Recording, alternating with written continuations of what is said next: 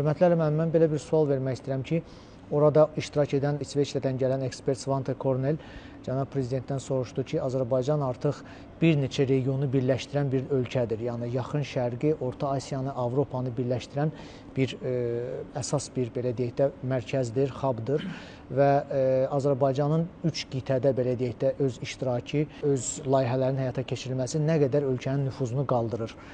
Siz bu barədə nə deyə bilərsiniz? Bizim regionda olan vəziyyət, nüfuzumuz, regionda olan bizim layihələrimiz və ümumiyyətlə regionu genişləndirən və gücləndirən bizim xarici siyasətimiz haqqında sizin fikirlərinizi bilmək istərdik. Məsələ burasındadır ki, ümumiyyətcə bölgədə postsovet məkanında belə bir situasiya yaranıb ki, bir sıra ölkələrdə müxtəlif böyük güclərin dəstəyi ilə əslində müstəqillikləri bəyan olsa da heç də müstəqil olmayan ölkələr var. Və bunu ona görə söyləyirəm ki, bu cür layihələri həyata keçirməkdən ötürü ilk növbədə müstəqil rəhbər olmalıdır. Və Azərbaycan ona görə buna nail olub ki, Prezident İlham Əliyev Ulu Öndər Heydər siyasətini davam etdirib, müstəqillik siyasətini daim qoruyub, gücləndirib və məhz o cür liderlə belə müqavilələr imzalanır. Çünki zamanında Bakı, Tbilisi, Ceyhan, əgər Heydər Əliyev müstəqil və güclü lider olmasaydı, hələ bir neçə illər sonra bütün dünya, həmin şirkətlər bərhəsini görəcək o proses baş tutardı mı? Əlbəttə yox. Sonraki proseslər də məhz buna görə baş verdi ki, Prezident İlham Əliyev müstəqil şəxsdir, güclü bir liderdir və həqiqətən də Azərbaycanı Yevrasiyanın, Cənubi Qafqazın ən inkişaf etmiş hesab edirəm ki, ölkələrindən birinə çevirdi və bütün maraqların kəsişdiyi bir ölkəyə çevirdi.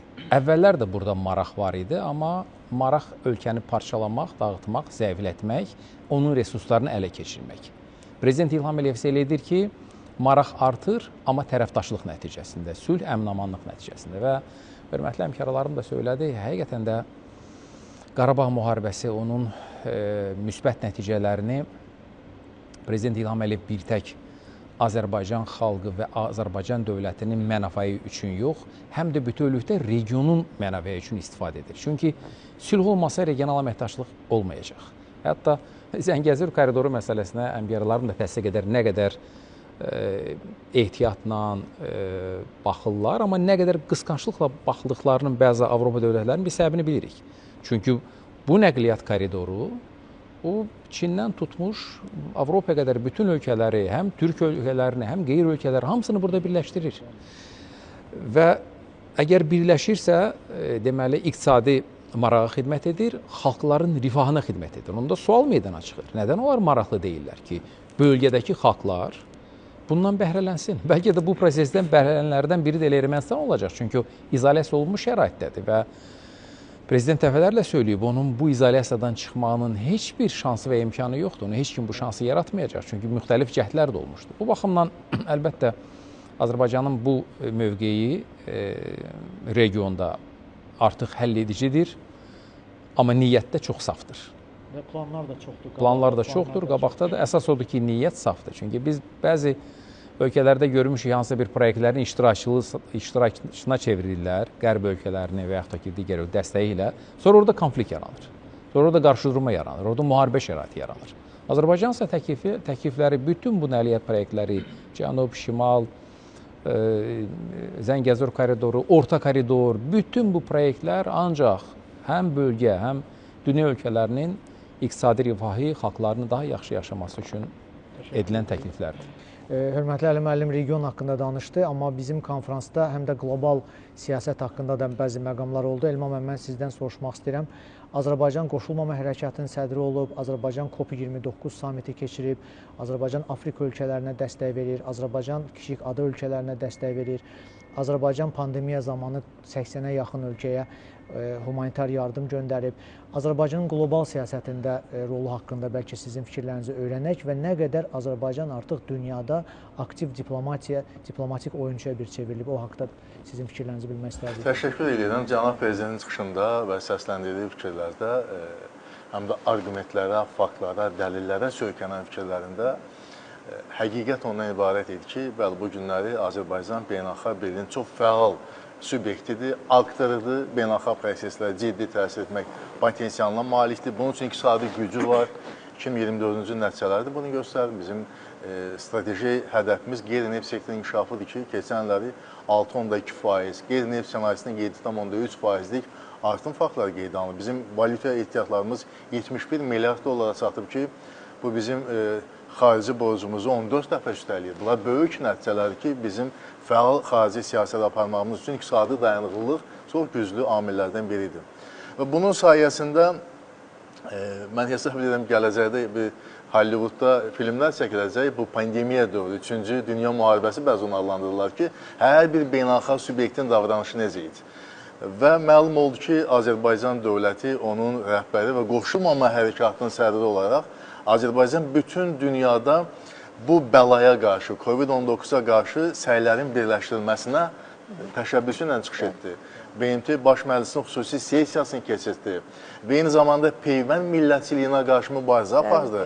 Kanada kimi bir dövlət gedib öz əhalisinə 3-4 dəfə çox peyvəndləri alırdı, amma pulu olmayan, ehtiyacı olan dövlətlərdə isə demək, ölümlə üzə qalırdı.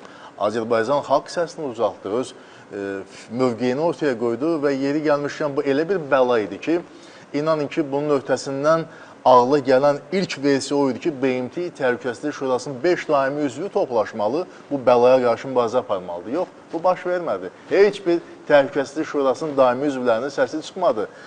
Mövqe ortaya qoyan və konkret əməli məsələləri imza atan Azərbaycan dövləti oldu, onun rəhbəri oldu və qoşulmama hərəkatına sədrliyini yaratdığı imkanlardan da xeyli istifadə etdi və həm də bu təsadüfən olmadı. Qoşulmama hərəkatı çərçivəsində onun apardığı siyasət bu təşkilatın nüfuzunu qaldırmışdı.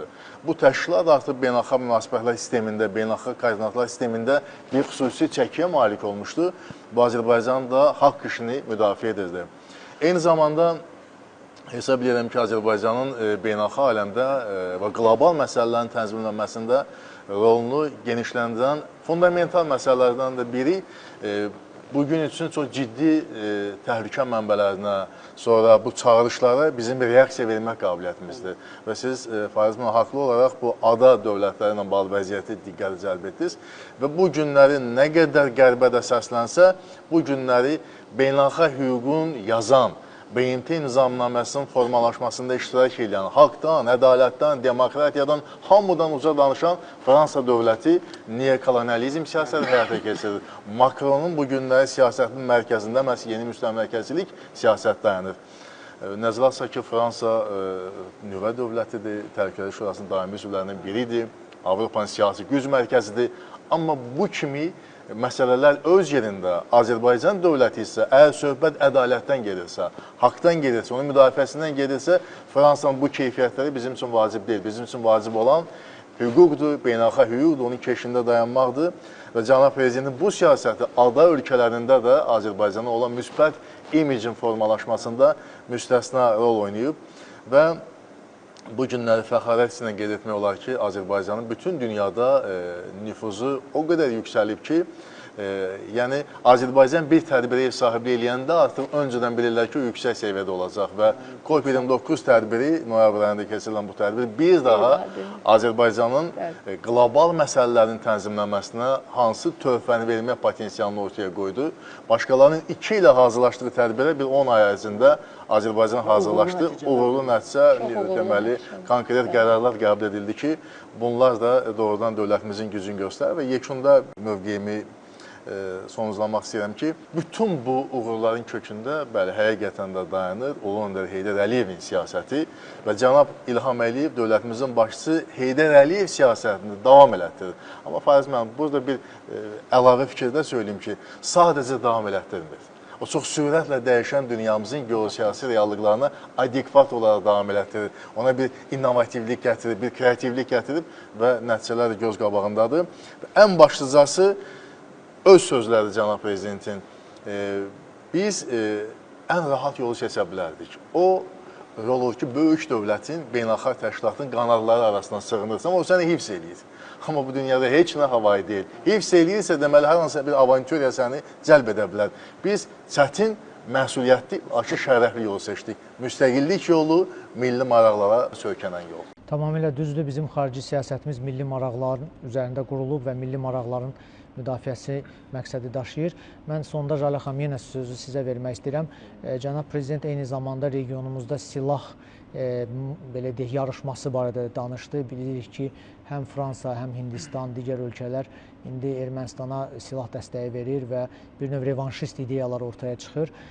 Regionda sülh bərqərar olması üçün hansı gözləntilərimiz var? Siz bu silah yarışmasına, silah dəstəyinə necə baxırsınız və sizin fikirlərinizi öyrənmək istərdik. Təşəkkür edirəm. Təbii ki, Cənab Prezidentin toxunduğu çox aktual və dünyanı düşündürən və narahat edən məsələlərin içərisində əlbəttə ki, silahlanma da var idi. Regiona davamlı olaraq belə deyim ki, pərdə arxasından və xüsusilə də Ermənistana silah təmini ilə bağlı idi ki, biz bunlardan xəbərdarıq. Biz bunların hər birini çox yaxşı bilirik. İstər münaqişə dövründə, istər müharibə dövründə, istər post-müharibə dövründə də bu silahlanma prosesi təəssüflər olsun ki, davam edir, dayanmır. Bu da Ermənistanın və onun havadarlarının yeni planlarından təbii ki, xəbər verir və bu planlar əlbəttə ki, sadəcə Azərbaycana qarşı yönəlməyib. Bu planlar ümumilikdə bölgədəki sabitliyi, bölgədəki sülhü, bölgədəki əmin-amanlığı təhdid eləyir və ümumiyyətlə bütün dünyada sülhə və əmin-amanlığa böyük bir təhdiddir. Və bugünkü Azərbaycan, onun lideri, Cənab Prezidentin qəti mövqeyi sadəcə Azərbaycana ədalət, sadəcə Azərbaycana əmin-amanlıq istəməkdən ibarət deyil.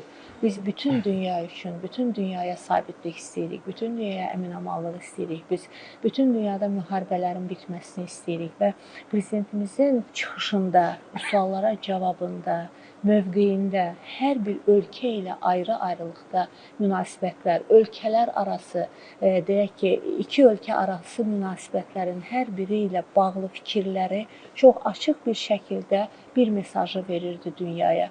Dünyada ədalət zəfər çalmalıdır, dünyada müharibə olmamalıdır, dünyada haqqı tapdalanan millətlər, ölkələr olmamalıdır və bunun da ən əsas yolu, ən əsas deyək ki, həll yolu əlbəttə ki, belə deyim ki, hər bir ölkənin, hər bir xalqın haqlarına haqq prizmasından yanaşmaqdır və ilk növbədə də silahlanmanın, bu pərakəndə silahlanmanın, gizli silahlanmanın qarşısının alınmasından ibarətdir ki, bununla da bağlı Cənab Prezident çox açıq fikirlərini söylədi, çox açıq mesajlarını söylədi və hətta Cənab Prezident 1923-cü ildə məqsədi olaraq qurulan Dağlıq Qarabağ Muxtar Vilayətinin tarixçəsini də qısaca olaraq qonaqlarımıza anlattı. Bu vilayətin yaradılmasını şuurlu olaraq, məqsədli olaraq bölgə üçün bir bomba, deyək ki, təsiri yarada biləcək bir, deyək ki, məkan olaraq qurulduğunu, bir quruluş olaraq təyin edildiyini bəyan etdi və əlbəttə ki, bu bomba partlamalı idi.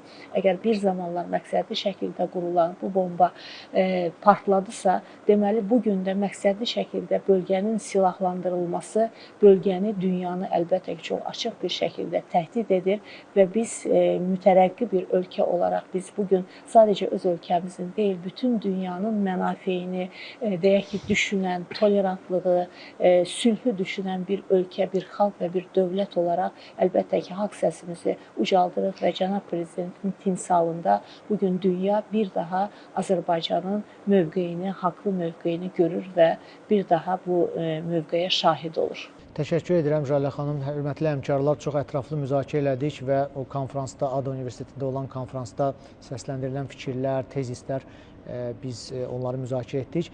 Mən sonda əlavə olaraq deyim ki, bu konfransların çox böyük rolu var, çox böyük önəmi var. Çünki dünyada indi informasiya müharibəsi gedir, Azərbaycana qarşı çoxlu informasiya məkanında hücumlar var və biz də mütləq çalışmalıyıq bu xalq diplomatiyası yolu ilə, elmi diplomatiya yolu ilə öz reallıqlarımızı dünyaya çatdıraq. Konfranslar, beynəlxalq forumlar, müzakirələr və media vasitəsilə mütləq biz öz mesajlarımızı dünyaya çatdırmalıyıq. Azərbaycanımızın tədbiri çox uğurlu oldu və gələcəkdə də belə beynəlxalq konfranslar davam edəcək.